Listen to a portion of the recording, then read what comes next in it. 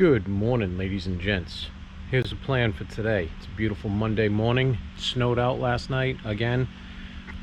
We are going to finish heat shrinking the ends of my loom on the wiring up here.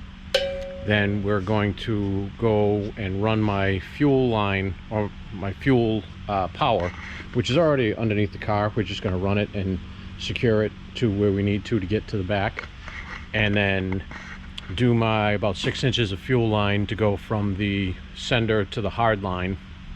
And then we're going to start doing stuff up front, like removing this mechanical fuel pump, removing the distributor, removing the old coil, and start installing all that stuff. I hope to have it cranking today. It won't be starting unless I have a set of plug wires around here somewhere, because as you can see, the original, well, not original, but the distributor that was in it uses the older, points pocket style spark plug wires, and the new distributor uses regular HID style, or HEI style. Oh, and our new bulbs came in, so we'll put those in too. Actually, I didn't even notice those were here. And the seat belts came in. Awesome. So that's the plan for right now. So I am going to start taking all these wires back off so I can slide some heat shrink on and heat shrink everything, and then we'll go from there. So only one pack of the 1157 whites we needed came in, but as you can see the difference, they're very much brighter. So we'll put the flashers on now so you can check out how that looks. So there you go with the flashers. It's more of a quick flash than it is like the actual filament heating up. I also have put the ambers in the front now, so we can see those. Very decently nice. So they're on both sides now. Alright, so easy stuff is out of the way. Now I'll actually start getting to that stuff. Okay, so everything is shrink wrapped at the ends, and what I mean by that is this right here, so it doesn't fray out and everything. I've got almost everything run down there that I need to run. What I'm going to do now is I'm going to pull my distributor, pull that coil, because we're not reusing that coil obviously, because we have this one right here, and I need to get access. Right now this is running a mechanical oil pressure gauge. Since we're running Dakota Digitals, we will be running an electric oil pressure gauge. So they have it tapped right to your normal place that you tap into behind or on the side of the distributor over there. So I'm going to remove all that and put that sensor in and run that wire, because that will be the last wire that I need to run through that grommet down there, and then we can start buttoning stuff up in this general area anyways. Okay, headway's been made. Distributor's out, coil's out. The oil pressure sender for the Dakota Digital is in. I also put it up underneath and put in my sender for the speedometer for the Dakota Digital. This is where it gets kind of in off the path of the sniper thing, because I'm doing two different systems here. So I have to make sure I have everything ran for the sniper as well as what I need to have run for the Dakota Digital, so I'm not backtracking and reopening looms to insert more wires, stuff like that. I am just about ready to start securing everything over here and finish up this whole area. And then I can feed, you see I have my two fan wires broke out of that harness, because those are going forward, because my fan relays are going to be going over here. I started removing the fuel line so I can take off my mechanical fuel pump. I think what I'm going to do right now is actually finish running those fuel pump positive and negative wires all the way back to the fuel pump. Okay, so the fuel line is completed at the rear. The fuel pump power and ground wires are run all the way back. I've removed the mechanical fuel pump. I don't have a block off here for it. I thought I did, so that we got one on order. I've got a new set of Summit 90-degree plug ends with HID distributor end coming, and a 90-degree PCV valve, because I'm going to move the PCV valve over to this side and go directly into here. because that would clean it up a ton instead of the way they had it all set up, and that would mean I don't have to put a fitting on the Sniper at all for vacuum. So right now what I'm going to do is grab my distributor. Oh, also my headlights came in and I already gave them a try. They work fantastically. Great beam on them. Here it is. So we're going to take the cap off of this. I already have my engine set up to top dead center on compression stroke #1. So I'm going to set my distributor in, set my rotor to where I want #1 to be, which is going to be just my normal, you know, your normal location for small block Chevy, and then tighten all that down, and I'll show you how to set up the electronic timing on that distributor. Okay, so I got my distributor in there. It's fully seated down to the manifold. You might have to rotate your crank a little bit because your oil pump drive might not be lined up, so I had to rotate it a little bit, and then I just rotated it back, right back to top dead center. So next, what you do, they give you this clear cap right here that goes over everything. You'll notice you have 2 little dowel pins here. Those line up with this indentation right there. So you will rotate this until, well, I'm already there, until you are good and you're there. And this little mark right there, so you got this mark right there, or this little notch right there, that will be lined up right here.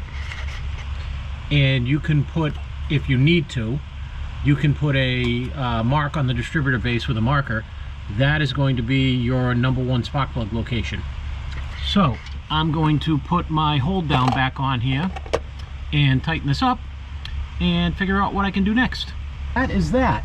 As you can see, the mark that I put with a little marker lines up with the #1 post that I've designated #1 post. The only other thing you will have to do, just like all the rest of their systems, the dual sync, and actually any distributor that you put in, is you will need to verify your static timing once you're all up and running. So you'll just go into the Holley handheld, or we're using my phone with the Bluetooth module on this one, enable static timing, set it to something like 15 degrees flat, put a timing light on it, make sure it reads 15 degrees flat. If it doesn't, turn the distributor until it reads 15 degrees or whatever timing you set it to, and then lock it down and you're good to go. I am actually, speaking of Bluetooth module, I'm going to run that wire through the firewall now as well, and then everything besides my fan wiring will be done out here. And maybe I'll grab a couple relays out of the thing over there, the draw, and do up my fan relay bank, because once I do that, because that's going to go down here in this corner where the battery goes, once I do that, I can put the battery back in and we can put full power back to everything, and I will be good to go. I gotta look, see if we have a couple of fittings for this fuel system real quick too. I forgot about that.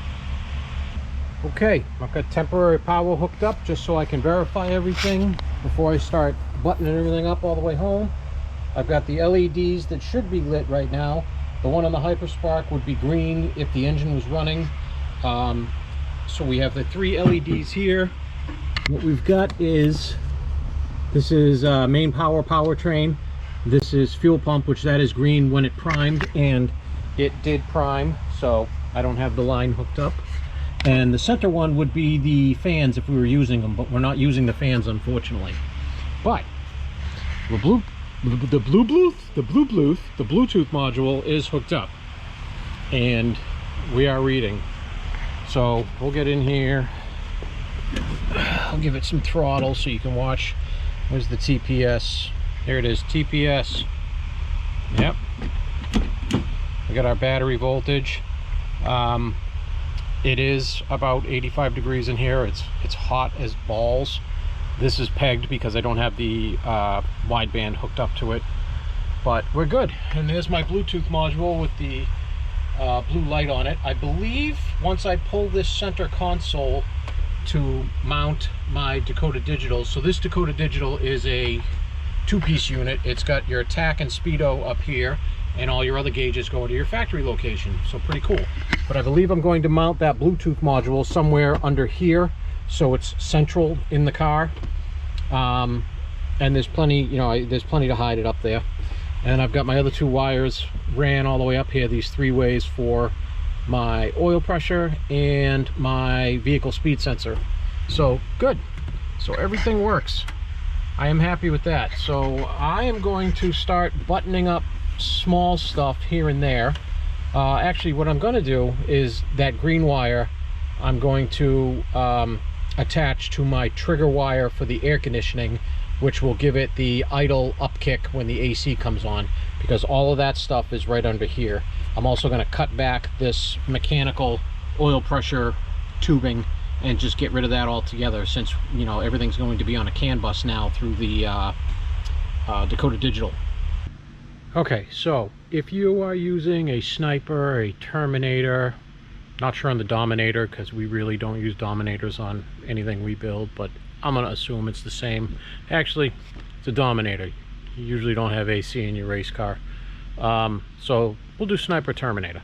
If you want your AC when it kicks on, the idle to increase so you don't get a bog, you won't stall if you're in gear in an automatic or whatnot at a stoplight, it's beneficial. I have done it on every vehicle we've built after Chili Pepper, and it's amazing. It's seamless. So what you want to do is you want to go to your Holley instructions and you want to find out which wire is what here. And I know for this kit, the light green, which is input number 1, optional, connect to a programmable ground input. Default is the IAC kick. So that's what we want. So to make this work, Vintage Air has its own relay inside, and amazingly all these companies seem to work together and make diagrams and whatnot. But you want to wire that wire. It's green on this one. I believe on the Sniper 1 it was orange, if I remember correctly. Sniper 2 is green. You want to splice that into the Vintage Air. There's only one relay on the whole Vintage Air kit. You want to splice that into terminal 85. Terminal 85 is what grounds to turn the AC compressor on. That is a ground sensing trigger. So when that grounds, that sends a ground signal through that wire to the ECM on the Sniper and says, hey, AC's on, we got to up our idle a little bit. And it's as simple as that. It's the only thing that can complicate it sometimes is your installation. Like, say stuff is so far away from each other, but I've been doing it long enough where I kind of try to keep everything all together in one area, just to make it easier, cleaner, neater, the whole 9 yards.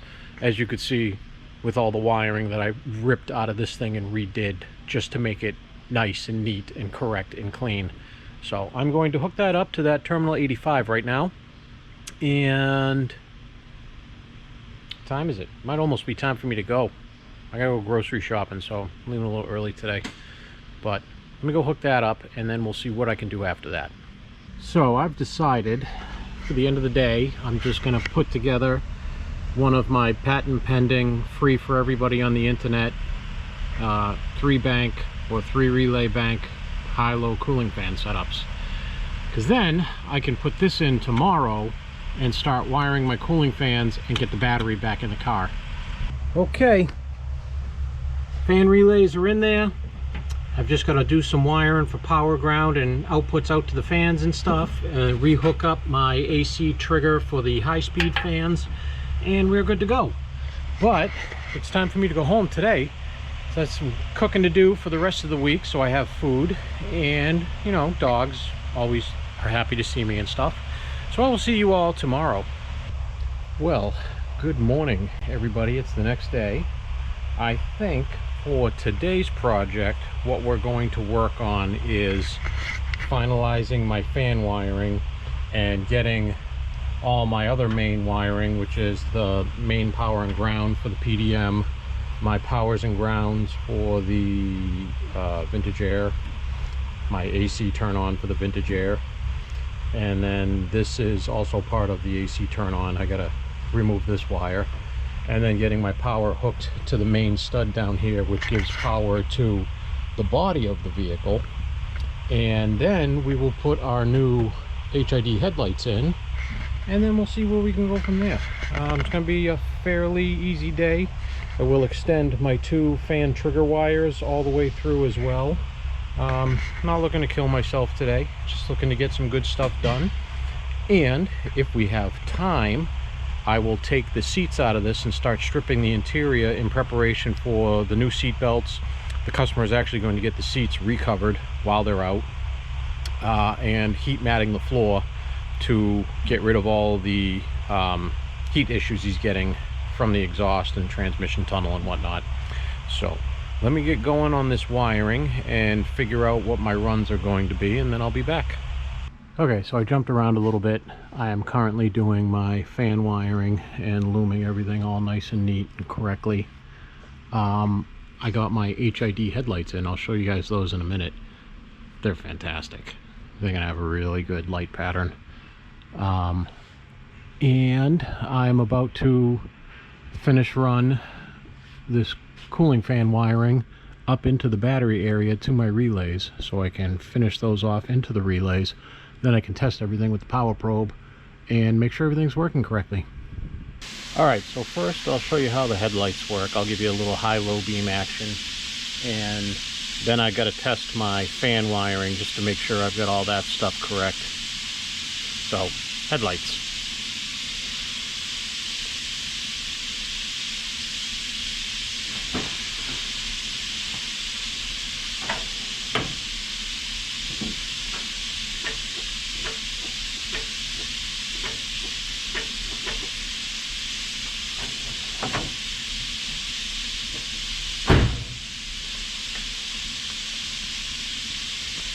That's pretty awesome. You guys can't see because you're not facing the wall, and I'm not even sure it would show up on the camera, but they have a nice cutoff pattern. It's not a projector headlight, so it ain't gonna have a sharp beam like that, but because these are Euro spec, the European lights are made to focus almost all the light down to the ground. All of their signs, highway signs and whatnot, are self-lit. In the United States, it's the opposite way around. The highway signs and stuff are not self-lit, so a certain amount of the light has to be refracted upwards to light those signs. I just like the Euro spec better. They do a way better job lighting everything up, and if you don't know where you're going and you can't see signs, it might be time to not drive anymore. Alright, so fan wiring is all hooked up. I'm gonna verify my 2-fan high speed right now. I have both of my trigger wires jumped together, which is what happens. They would both be ground switched at the same time on the Holly. So this should put both of them on full speed, which it does. And then for low speed, you would interrupt the high speed trigger, and you would just be powering or just be ground switching the low speed trigger, which I'm going to do now. This is not easy with one hand. There we go. Now both fans are getting 12 volts shared. So what that is your low speed, your cruising. If anything needs to come on for that, that can do, I would say, 80% of your cooling. But if you start to get up, I usually set my low speeds to come on at 200 and off at 190. And my high speeds to come on at 205 or 210 and back off at 200. And then also be putting into the high speed circuit my blue wire for the AC turn on, so when the AC turns on, it turns on high speeds. Alrighty, well here we are, battery's back in. I have my last bit of 3 ground wires, 4 power wires to hook up to the battery. Would I like to use the battery terminals I normally use? Yes. Not an option right now. So I'm going to terminate all these, hook them up where they need to be hooked up, and then the only thing I have inside is my pink 12 volt ignition wire is ran all the way up there. It's just not plugged into anything yet. Then we can power it up again. I'm going to put a bucket under here to catch any fuel that primes, and I can test the fans with the handheld / my phone. Okay, so after going through a few different layouts and whatever, I just don't like having this many power cables come up to go onto a stud. So what we're going to do is mount this junction block down in there and have one power cable come off to go into this and everything else feed out of this. Ground, not a big deal. Those are 3 smaller wires. I can actually get those into possibly 1 connector, if not 2 for sure. That doesn't really bother me as much.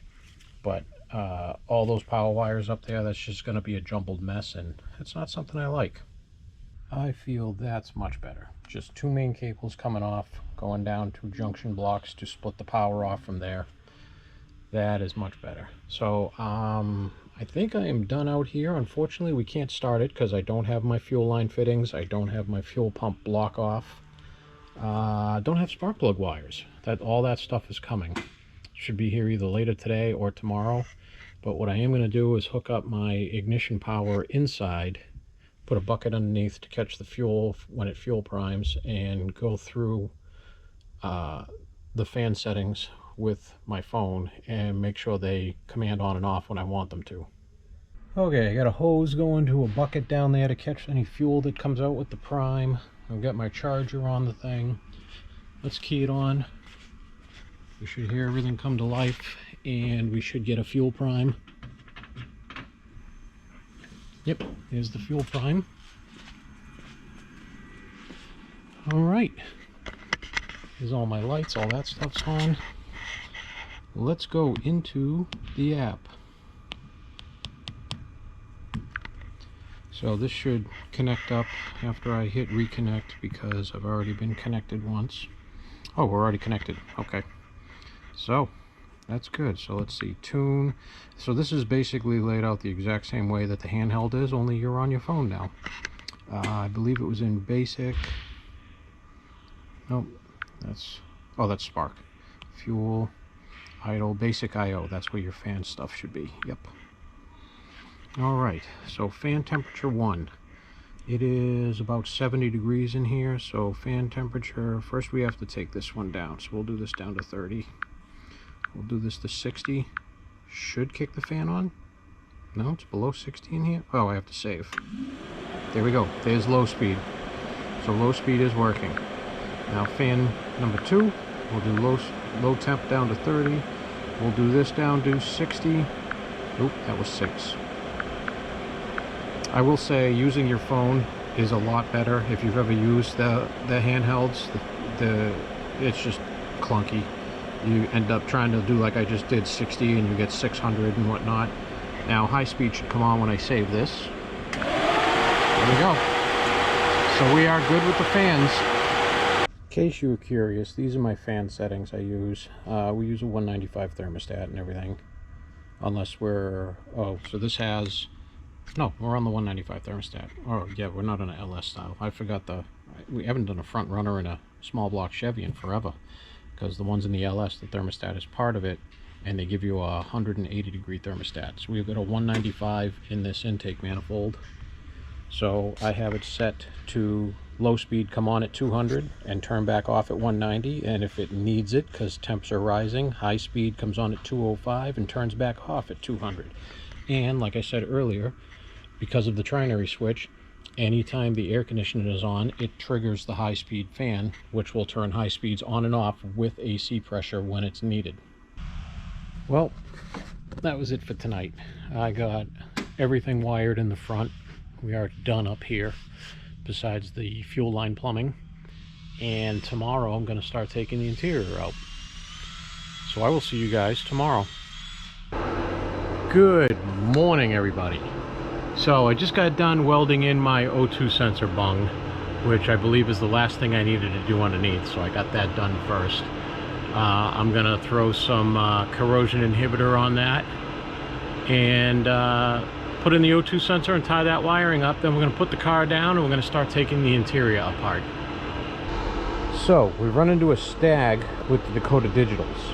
As you can see, we have VHX gauges, but we have the setup for this car that moves all your center console gauges, or this is the setup for a car that doesn't have the center console gauge option, which we do. So if we were to run that, pretty much all of these gauges would be redundant and still be the old clunky analog crappy gauges. They do make a kit that comes with the center console gauges. Let me see if I can find it right here. She is right here. That changes all these to nice smooth motion and everything, and it changes the speedo and tack, that's the words I was looking for, back to just a speedo and tack. So I emailed the boss man. We're going to see if he wants to do that setup instead, or if we're going to use this setup.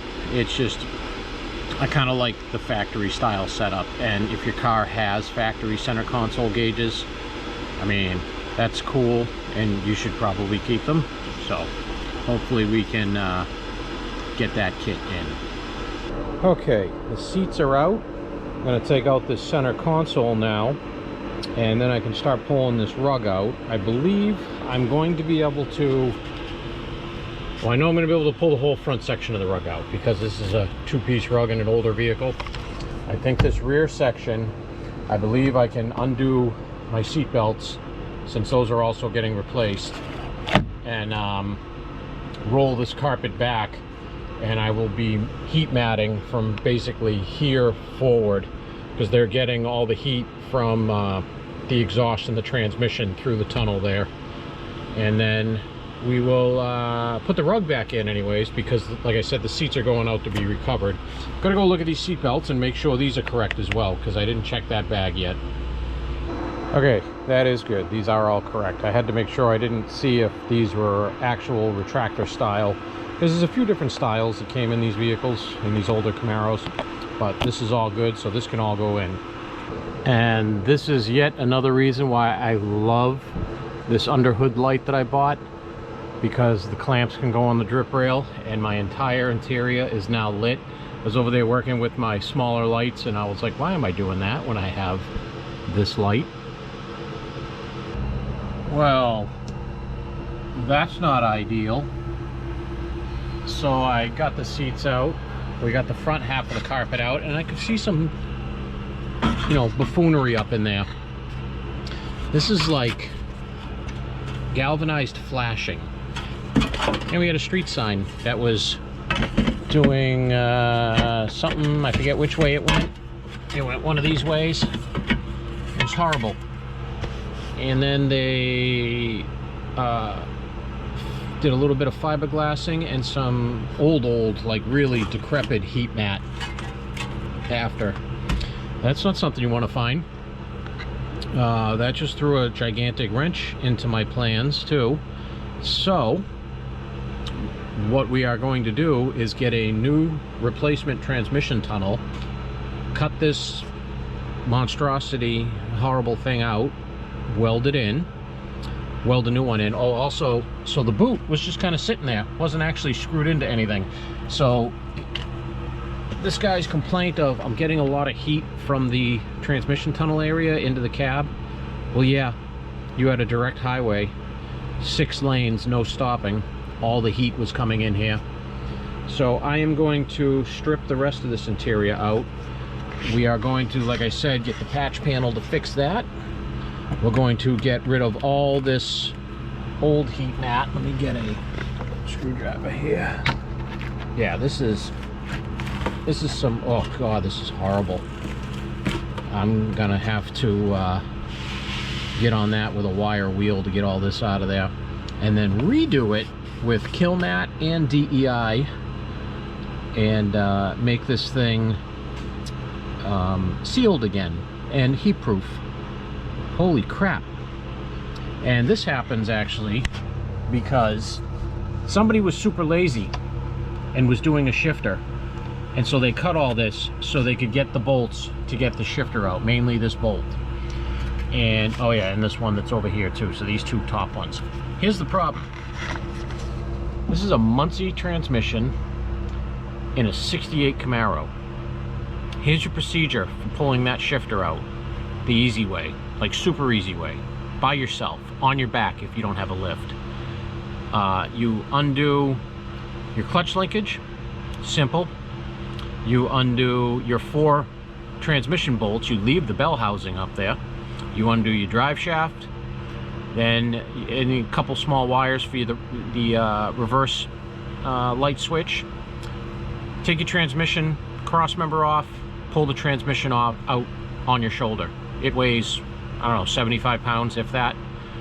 There is absolutely no reason to do things this way, people. This is horrible. But it will be correct, like everything else, once it leaves my hands. Okay, so Noah and I got the doors hung on the 75 K10. And then I went to town and kill matted the floor.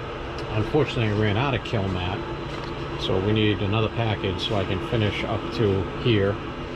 But I mean, even just this amount will deaden everything that's going in here for sound. It's pretty awesome. But I did get some parts in for the Camaro. Okay, I got my fuel pump block off. I got my supply inlet. I got my cap for the other side. I've got my other 2 taillight bulbs. In case you guys didn't know, I don't think I told you, we went with the Holley Retro Bright lights for the 1156 and 1157 bulbs, because the super bright LED ones just wouldn't fit in the little design flaw, but these work fantastic. I've got them in the passenger side rear already. They're already in the front. They were in the front when I showed you the headlights, those coming on. So, and then these are my spark plug wires. So we have everything, if I can work fast, to actually get this thing to crank over and fire up. Okay, good to go. Fuel line is hooked up now from tank to sniper. I just pressure checked everything. Not a single leak anywhere. That's good. My hands are filthy. Next up, I am going to do my spark plug wires. So I'm going to break that kit out right now and go through them and lay out how I want to do them. We're going to use, or I'm going to try to use, I believe these are the same size. I think these are 8.5s or 8s. Use the factory loom style deals, and I'm going to take off these shields they have and put those on there just because they are kind of close to the headers. And then we might be ready to crank. Actually, I lied. I'm going to put my stop slash tail lights in first, bulbs in first, so that the entire car is done bulb wise. We are making progress. The odd bank is all done. The even bank, I've got 2 left to do, and then I just have to make my coil wire. Well, okay, all the wires are done. I'm going to get inside, hook it back up with my phone, prime the fuel system a couple times to get some fuel up to do its little prime out the throttle body, and we'll see if she runs. All right, let's do a couple of key-ons, see if I hear it.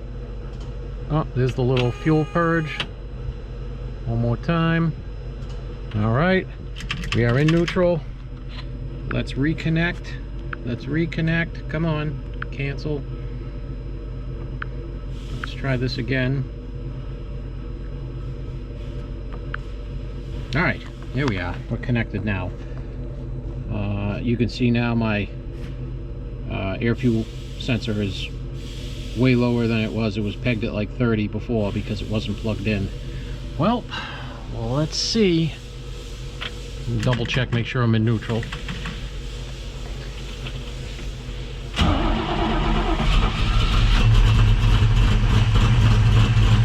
All right. Everything looks good on here.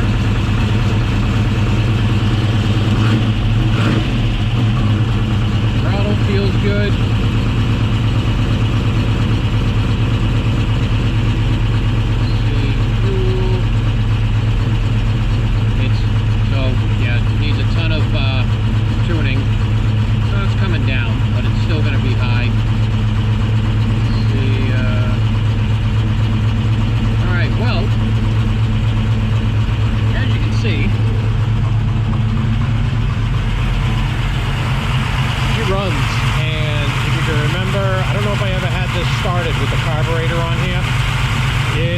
didn't like running, period. So I am going to shut it off though, because I don't want to stink the shop out right now. That's awesome. No, oh, almost closed the door on my phone. That's great. I mean, these systems are kind of foolproof. I got a little bit of coolant I got to wipe away. That's not a leak. That was spilled out from when I put the sensor in.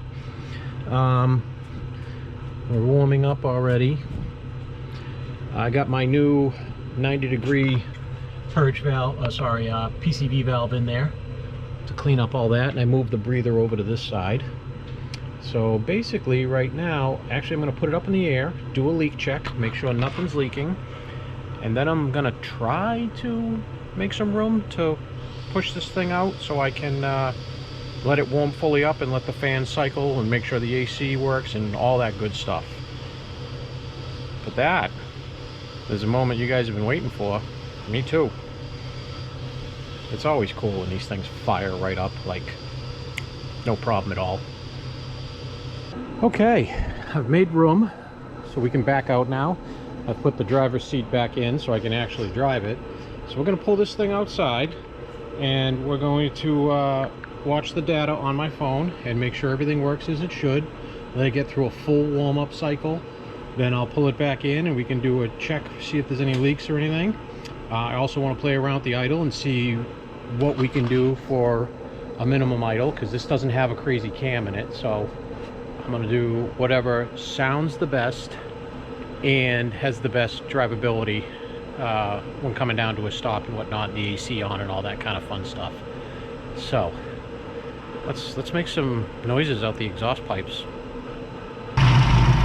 Well, here we are running. So got my idle set to 800. My IAC counts are good.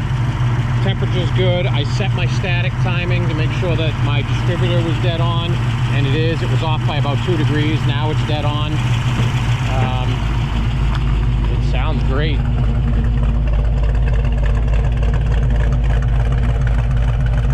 Yeah. Got no stumbles or anything because of the carburetor that was on it.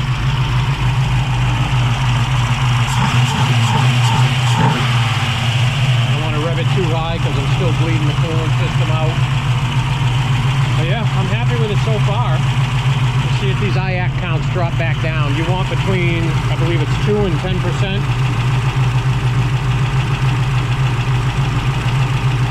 Gonna keep falling a little bit. So the fans are on, so it's putting a little bit of load on there, but we're there. One thing I wanted to look at, let's see if the idle goes up if the AC comes on. I'm actually not even sure if the AC system is charged, but we'll see. So we'll put this here, switch this to cold.